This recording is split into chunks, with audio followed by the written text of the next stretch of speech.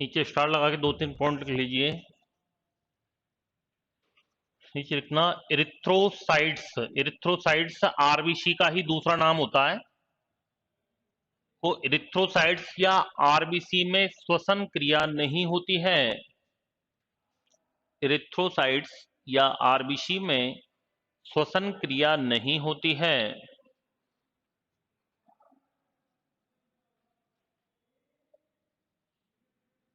श्वसन क्रिया नहीं होती है। दूसरा लिखना, फेफड़ों का अध्ययन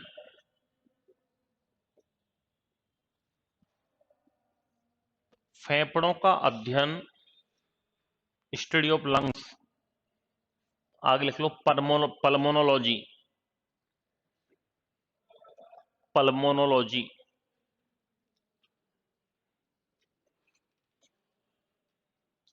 पल्मोनोलॉजी। तीसरा पॉइंट लिखना, फेफड़ों की मुख्य संरचनात्मक एवं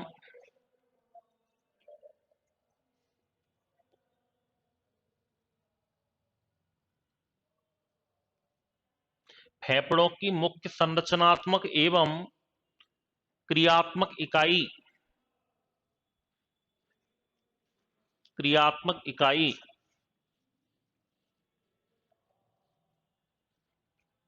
आगे लिख लो कूपिका।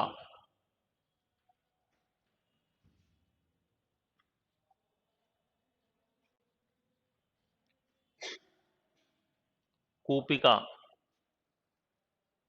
एल्वियोलाई।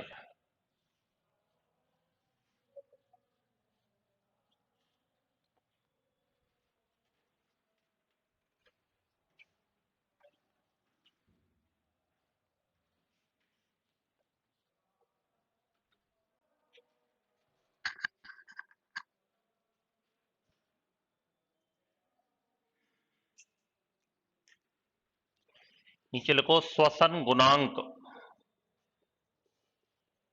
Respiratory quotient RQ. श्वसन गुणांक। श्वसन गुणांक का मतलब होता है उच्छ्वसित CO2 की मात्रा अपॉन निश्वसित ऑक्सीजन की मात्रा।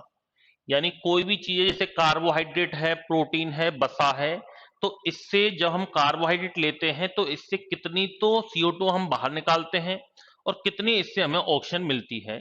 इन दोनों का अनुपात क्या कहलाता है? श्वसन गुणांक कहलाता है। और श्वसन गुणांक का मान आपको केवल याद रखना है, ये तो पदार्थ है। हाँ, पदार्थ और श्वसन गुणांक। कार्बनिक अम्ल, कोई भी कार्बनिक अम्ल हो सकता है, जैसे टार्ट्रिक अम्ल, साइट्रिक अम्ल, ठीक है, मैलिक अम्ल, ऑक्जेलिक अम्ल, कोई सा भी अम्ल हो सकता है, सबका एक से अधिक होगा। इतना याद रखना है आपको, सबका एक से अधिक होगा। अगर आ जाए कार्बोहाइड्रेट, तो कार्बोहाइड्रेट का श्वसन गुणांक होता है 1, यानी दोनों का अनुपात क्या निकल के आता है? 1। प्रोटीन की बात करें तो प्रोटीन का होता है 0.8, और वसा की बात करें तो 0.7। बना लो।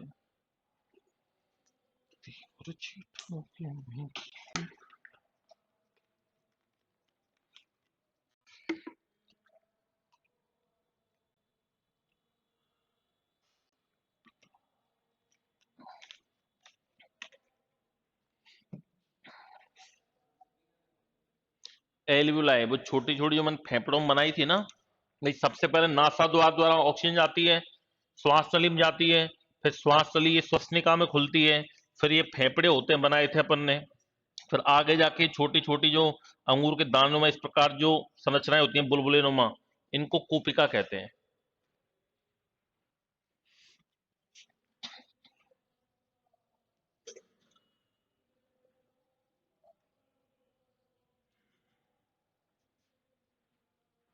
ये श्वसन तंत्र आपको खत्म हो गया आपका। अब लिखो उत्सर्जन तंत्र, एक्सक्रीटरी सिस्टम।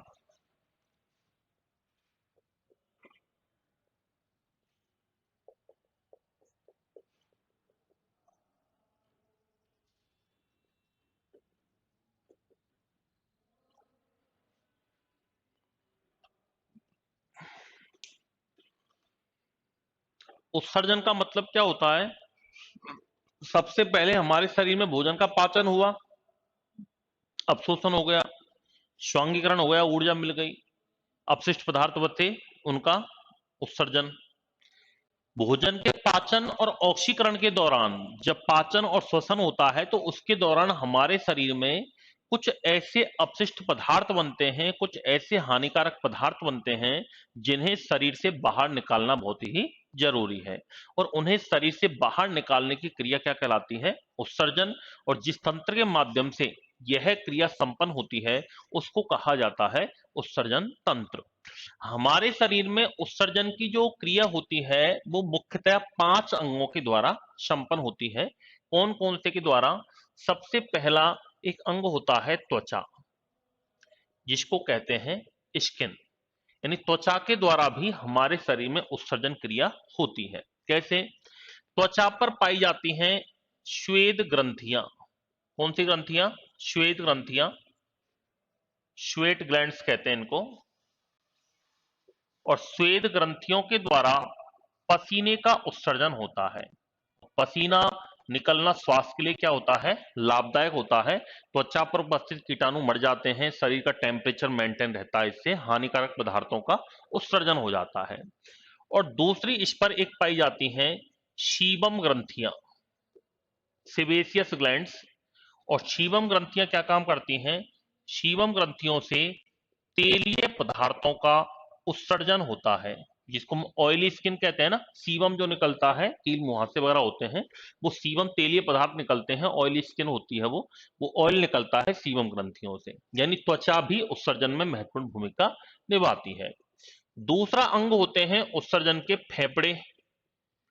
अभी अभी हमने पढ़ा है फेफड़े वैसे तो श्वसन तंत्र के मुख्य अंग हैं, लेकिन इनके द्वारा अभी हमने पढ़ा था किसका उत्सर्जन होता है?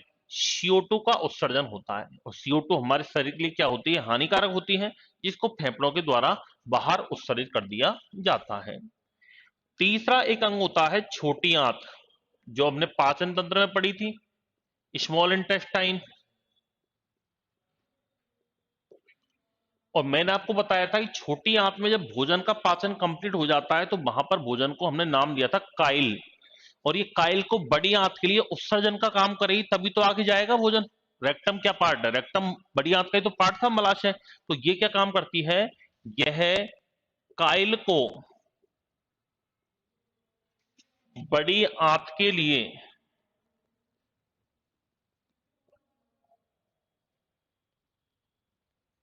उत्सर्जन का कार्य करती है। काइल को बड़ी आंत के लिए उत्सर्जन का काम करती है। और चौथा जो अंग है वो है यकृत, लीवर। ये भी एक उत्सर्जन का एक अंग होता है। और ये क्या काम करता है? यह शरीर में उपस्थित पित्रस तो पाचन का काम है, उत्सर्जन में क्या भूमिका निभाता है?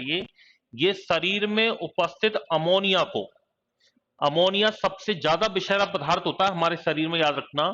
और ये अमोनिया को किस में कन्वर्ट कर देता है? ये यूरिया में कन्वर्ट कर देता है। यूरिया का फॉर्मूला होता है NH2CO NH2, अमोनिया का होता है NH3।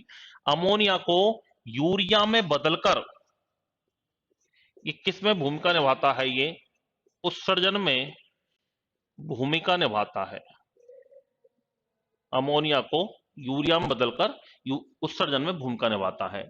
और पांचवा जो मेन अंग है वो होते हैं वृक्क, जिनको गुर्दे कहा जाता है या इनको किडनी कहा जाता है। ये मुख्य अंग हैं उत्सर्जन के। इनके द्वारा फिर आगे और उत्सर्जन का जो मेन प्रक्रम होता है हमारे शरीर में, मूत्र को छानने वगैरह का, वो सब कुछ, ब्लड का फिल्ट्रेशन वगैरह, वो सब कुछ किससे होता है? वृक्क से होता है। तो ये 4 अंग हैं, ये मुख्य अंग हैं, ये इसके सहायक अंग हैं। ये पूछ लिया कि हमारे शरीर में उत्सर्जन क्रिया इनमें से किस अंग के द्वारा होती है? वृक्क के द्वारा होती है, त्वचा के द्वारा होती है, यकृत के द्वारा होती है, या उपरोक्त सभी के द्वारा होती है? तो आंसर क्या होगा? उपरोक्त सभी। और ये आ गया कि उत्सर्जन तंत्र का मुख्य अंग कौन सा है, तो फिर आंसर क्या होगा? किडनी होगा। जैसे श्वसन तंत्र का मुख्य अंग क्या है? फेफड़े।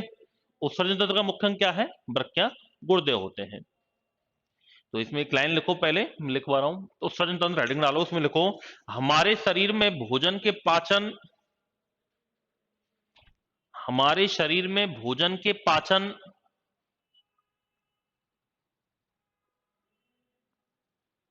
तथा ऑक्सीकरण के दौरान,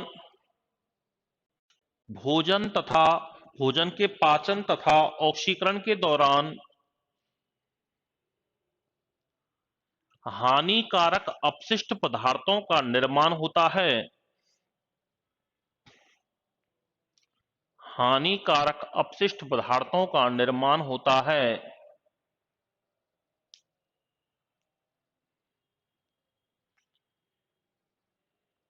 जिन्हें शरीर से बाहर निकालने की क्रिया निर्माण होता है। जिन्हें शरीर से बाहर निकालने की क्रिया उत्सर्जन कहलाती है।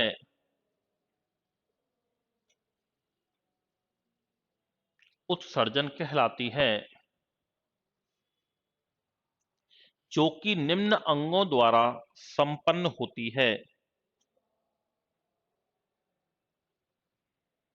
जो कि निम्न अंगों द्वारा संपन्न होती है।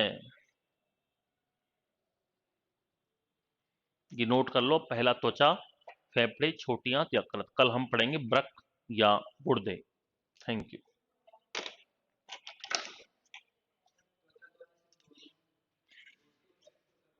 है, हाँ, त्वचा पर श्वेत ग्रंथियां होती हैं और सीवम ग्रंथियां होती हैं। बालों के द्वारा उत्सर्जन थोड़ी होता है। नाखूनों से किसका उत्सर्जन होता है? क्या निकालते हैं? काटना उत्सर्जन थोड़ी है, नाखून को काटना। भाई बालों काटना कोई उत्सर्जन थोड़ी है। हानिकारक पदार्थ थोड़ी आ रहा है कोई नाखून में। अब वो तो मिट्टी घुस जाएगी, उसको निकाल रहे हैं, वो अलग बात है, वो तो बाहर का ही है वो तो। भाई नाखून बढ़ रहे हैं, वो कोई उत्सर्जन पदार्थ नहीं है। बाल बढ़ रहे हैं, ये कोई उत्सर्जन पदार्थ नहीं है। उत्सर्जन का मतलब है कि हानिकारक पदार्थों का बाहर निकालना।